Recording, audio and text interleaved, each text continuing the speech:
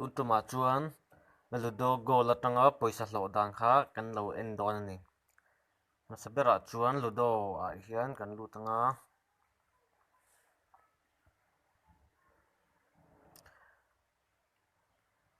hemi kan lu hian in sign in khangai ta emo Facebook account emo Google account emo khani in sign in theya kan in sign in nga koi chuan kan in sign in to ta ken lo omanga ta hian ama sabera chuan helai plus kan metang a game hemi in lo app sa kan du khan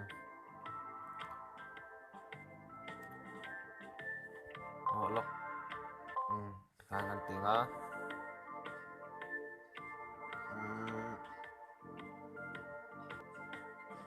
tenta lai withdraw hen kan lutang ta hian tian ta ta hian withdraw hian withdraw mode ta hian kan set angai ta ni UPI ID emo bank account khan thei ta ki chuan UPI ID ka hmang ta UPI Paytm emo Google Pay mo kan nei chuan man thei ta hemi copy rang kha chu ka video ma sa khan ka lo da to ta hain lo ka check mai don ni UPI kan nei kher lo ni pon kan bank account kha thei ta bank account nen lu tai la tian om ta hai masabera hian holder name IFSC code account number confirm account number khan ta hi kan va withdraw tur khan ta a chuan kan ti zo ta hunga lai process kan hit donga chuan ta ti khan game a lut tai la ludo hi chu khel dan kan thiam vekin rin oma thil har sa ni lawa tian om ta hi hei one winner rai hin om boka khel dan tur som hi panga kan bot khan cheng somret kan hlota pakhat na in 1vs a hian ken hei chi sang om ta khel dan turi cheng khat pana khel thei ta cheng khata kan khel chuan poisa pasari kan hlo dona chuan khel dan chi sang om ta hin chu three winner rai hin a ji a pathum ma thlen khan poisa kha hlo theia a hlo thei ta pathum na hi chuan hemi kanin a poisa manga kan khel du kher lo ni pon hei lai free om ta hi khel thei reng in tik lai pon hemi a free tang ke po khan ka withdraw to ta hemi a free khel na tang hian pakhat na in poisa pathum pahnih na in poisa pahnih pakhat na in poisa pakhat khan ta ma se zia ve MMA hi a khel reng thei in tik lai pon chuan hemi kan sign up khan bonus om ta cheng som kha bonus om ta a in lo du ni chuan link description a khan ka lo da anga in lo download mai don ne o chuan kha han ta hei hi chu three winner an ta pali in kan khel ta a pali na kan khel kha pathum ma thleng kha om ta chak kha pali na kha chuan kan los ta pathum na thleng khan lo man kha om ta a hi ta hian kan bot a sang le kan hlo kha thani mai ta ma se hemi bot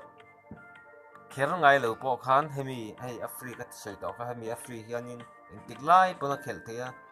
a khel the reng withdraw minimum kha cheng som thum ani a scan a som ru atanga sing ni sanga thlen kha withdraw theinin hi hemi free hianin khel char ta ula thakhat in khel khan ni khata chenga angpo lo hlo ta ula thakhat chu in khel ka chun cheng tam fe kha in hlo dei thei ti na ni te jana vel te han khel mai hun pai mmc lo khanin jana te hun ola te han khel zeu la voi khat kan khela hemi a free a hian cheng ni khata chenga kan hlo chun thlakata chun tam deuh kha kan hlo thei dei ni chenga chuang kan hlo chuan thlakata chuan cheng tam fe ni ta ni withdraw thei ta chuan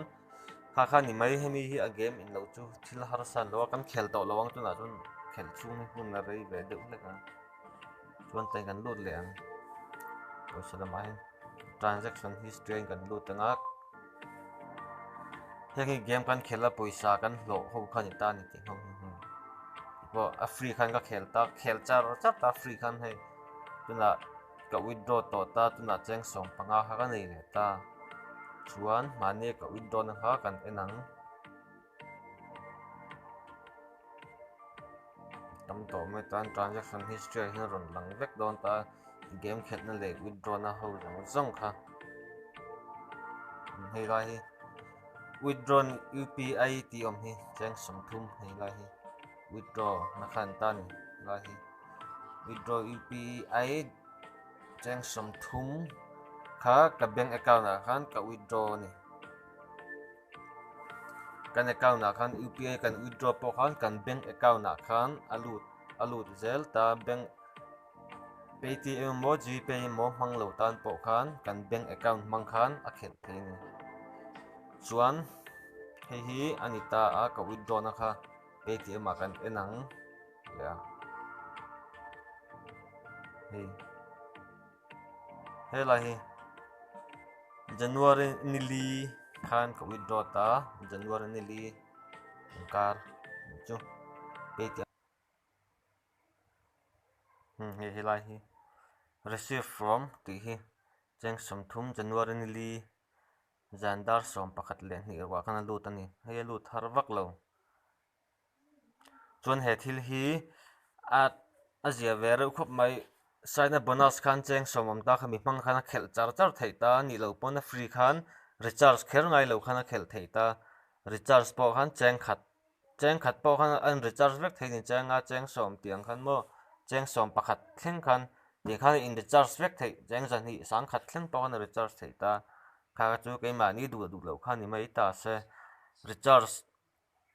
kan recharge du lo ni po khan a free khan a khel thei reng ta ni ti ho hi karon video karo siam reng reng ho hi ke mai na ka proof thlap zelan ta a chuwang chuan khala khami lama kha chun har sat na lo ke mai na ka proof thlap zel ni wang khan ka proof lo chu ka upload ngai vak lo hi ti ho po ni vek ta ka game khela ka in lo na bank account na te han lut thlap thlap kan bank account na khan lut ta kha in lo ti du ve ni chuan description a khan in lo enanga link ka da anga in lo download mai don ni ong